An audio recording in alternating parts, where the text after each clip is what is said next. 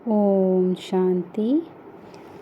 2 दिसंबर 2023 बाबा के साकार मधुर महावाक्य।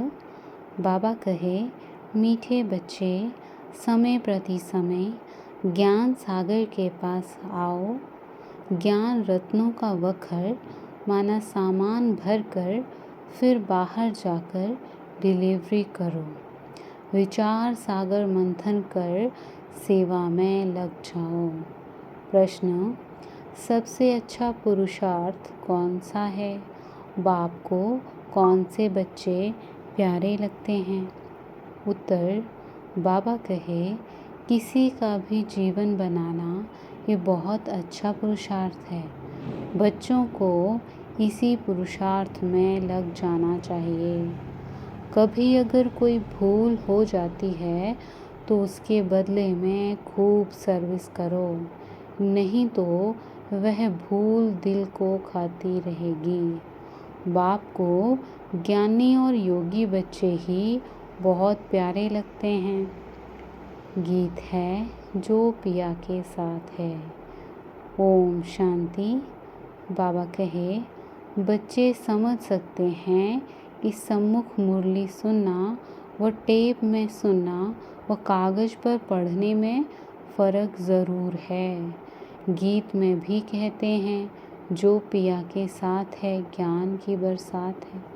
बरसात तो सबके लिए है, परंतु साथ में रहने से बाप के एक्सप्रेशन को समझने, भिन्न भिन्न डायरेक्शन को जानने का बहुत फ़ायदा होता है। परंतु ऐसे भी नहीं किसको बैठ जाना है। वखर सामान भरा और जाकर सर्विस की, फिर आया वखर भरने। मनुष्य सामान खरीद करने जाते हैं बेचने के लिए, बेचकर फिर सामान लेने आते हैं। यह भी ज्ञान रत्नों का वखर है। वखर लेने वाले तो आएंगे ना, कोई डिलीवरी नहीं करते हैं, पुराने वखर पर ही रहते हैं, नया लेना नहीं चाहते हैं, ऐसे भी बेसमझ हैं। मनुष्य तीर्थों पर जाते हैं, तीर्थ तो नहीं आएंगे ना, क्योंकि वह तो जड़ चित्र हैं। इन बातों को बच्चे ही जानते हैं। मनुष्य तो कुछ भी नहीं जानते। बहुत बड़े बड़े गुरु लोग श्री श्री महामंडलेश्वर आदि जिज्ञासुओं को तीर्थों पर ले जाते हैं। त्रिवेणी पर कितने जाते हैं? नदी पर जाकर दान करने को पुण्य समझते हैं। यहाँ भक्ति की तो बात ही नहीं। यहाँ तो बाप के पास आना है तो बच्चों को समझकर फिर समझाना है। प्रदर्शनी में भी मनुष्यों को समझाना है।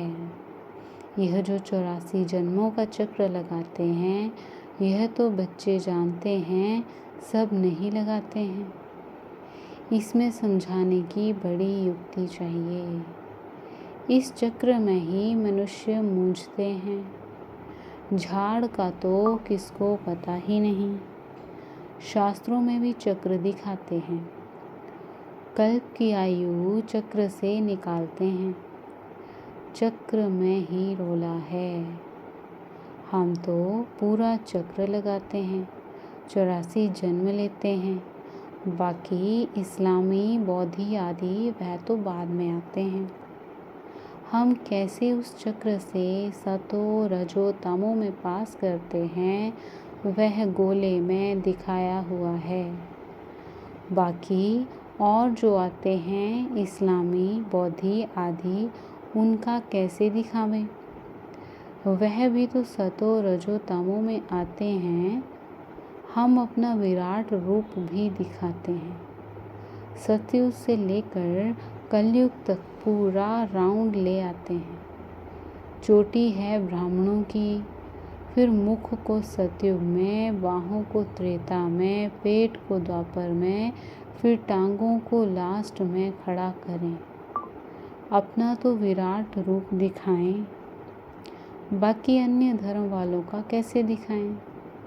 उसे भी शुरू करें तो पहले सतो प्रधान फिर सतो रजो तम, तो इससे सिद्ध हो जाएगा कि कभी भी कोई निर्वाण में नहीं गया है। उनको तो इस चक्र में आना ही है। हर एक को सतो रजो तमो में आना ही है। इब्राहिम, बुद्ध, क्राइस्ट आदि भी तो मनुष्य थे। रात में बाबा को बहुत ख्याल चलता है। ख्यालात में फिर नींद का नशा उड़ जाता है, नींद फिट जाती है।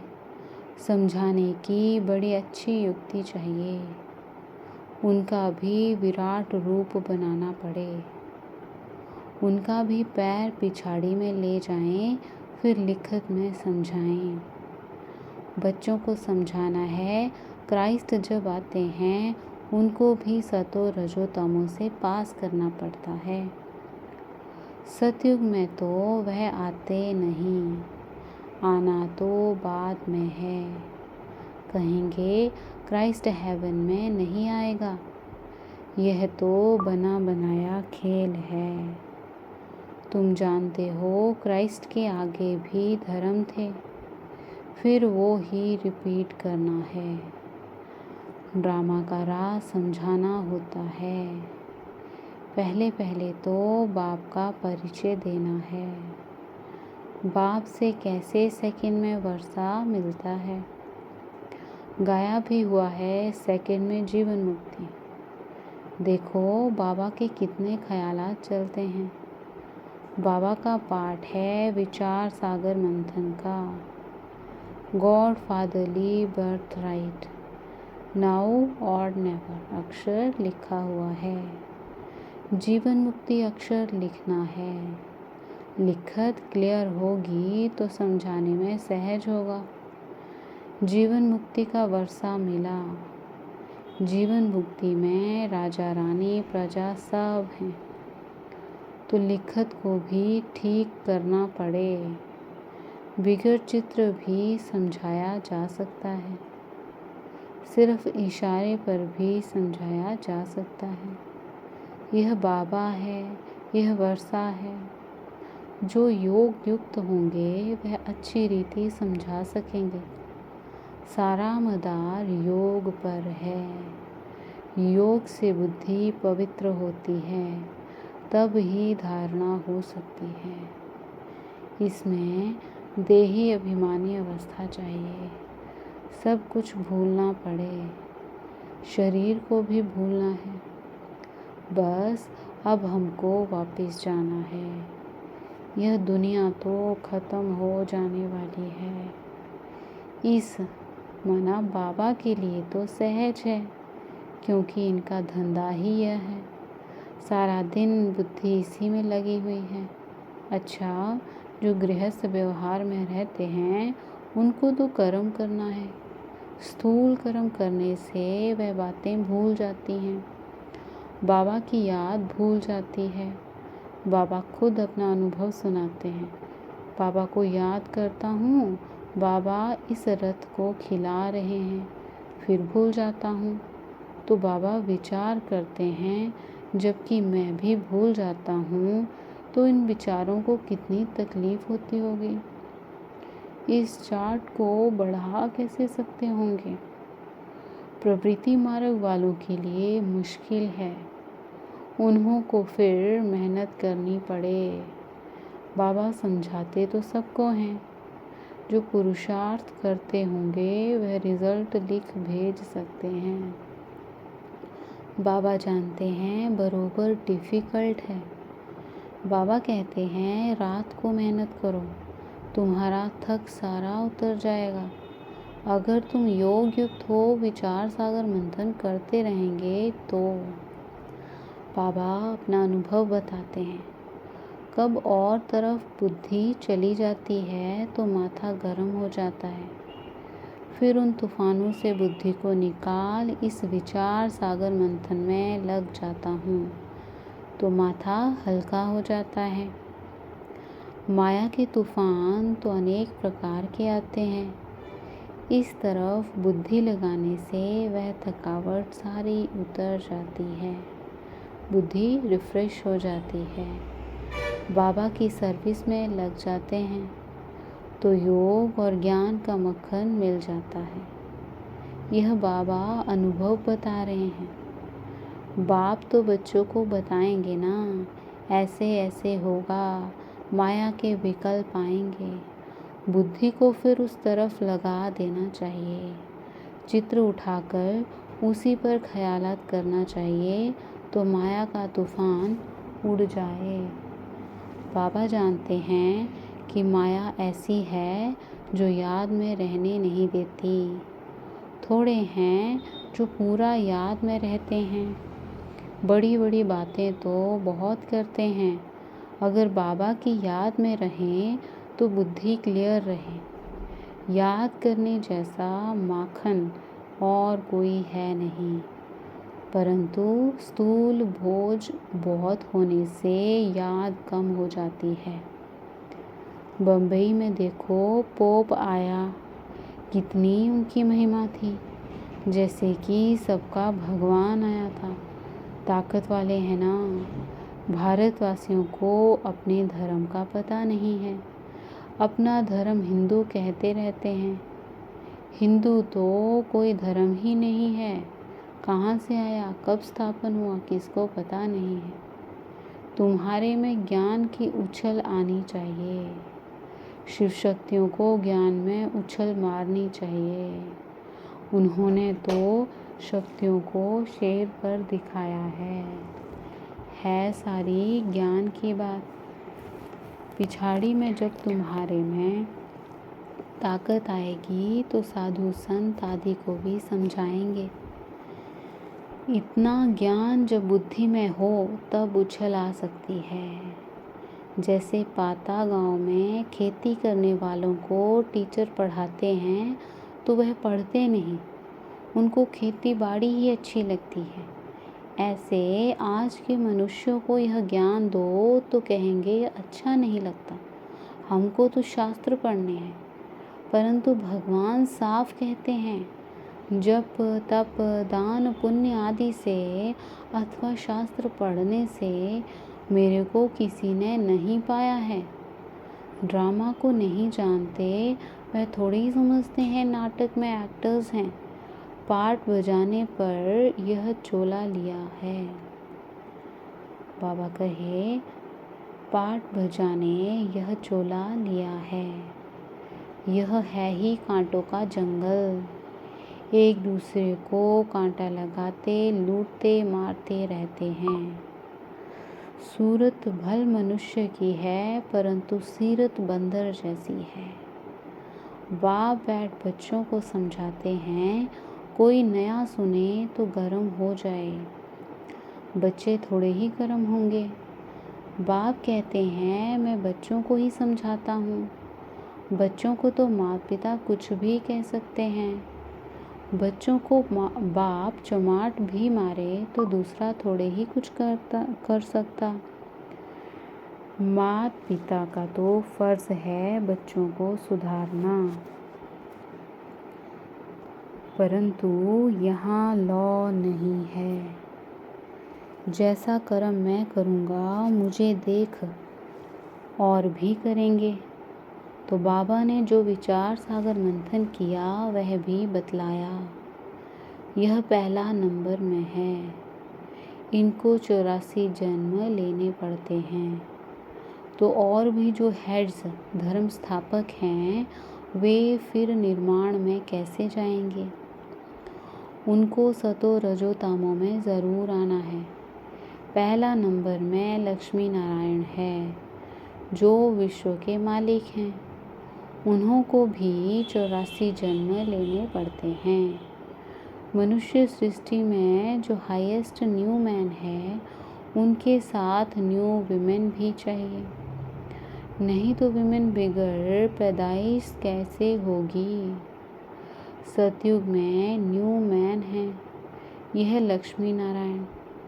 सतयुग में न्यू मैन है, यह लक्ष्मी नारायण। ओल्ड से ही न्यू होते हैं। यह तो ऑल राउंड पार्ट वाले हैं। बाकी भी सब सतों से तमों में आते हैं। ओल्ड बनते हैं, फिर ओल्ड से न्यू हो जाते हैं। जैसे क्राइस्ट पहले न्यू आया, फिर ओल्ड बन गया, फिर न्यू होकर आएगा अपने टाइम पर। यह बात बड़ी समझने की है। इसमें योग अच्छा चाहिए, पूरा सरेंडर भी चाहिए, तब ही वर्षे का हकदार बन सके। सरेंडर होगा तो फिर बाबा डायरेक्शन भी दे सकेंगे कि ऐसे ऐसे करो। कोई सरेंडर है, फिर कहता हूँ कि व्यवहार में भी रहो तो बुद्धि का मालूम पड़े। व्यवहार में रहते हुए ज्ञान उठाओ, पास होकर दिखाओ। गृहस्थ में नहीं जाना, ब्रह्मचारी होकर रहना तो अच्छा है। बाबा हर एक का हिसाब भी पूछते हैं। मम्मा बाबा की पालना ली है तो फिर कर्ज भी उतारना है तो बल मिलेगा, नहीं तो बाप भी कहेगा कि हमने इतनी मेहनत कर पालना की और हमको छोड़ दिया।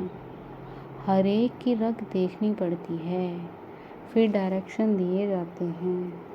समझो इनसे भूल हो जाती है तो बाप उसको अभूल कराए ठीक कर देते हैं। यह भी कदम कदम श्रीमत पर चलते रहते हैं। कब नुकसान हो जाता है तो समझते हैं ड्रामा में था। आगे फिर ऐसी बात होनी नहीं चाहिए। भूल तो अपने दिल को खाती है। भूल की है तो उसकी एवज में फिर बहुत सर्विस में लगना चाहिए, पुरुषार्थ बहुत करना चाहिए। कोई का जीवन बनाना यह है पुरुषार्थ। बाबा कहते हैं मुझे योगी और ज्ञानी सबसे प्यारा है। योग में रहकर भोजन बनाए खिलाए तो बहुत उन्नति हो सकती है।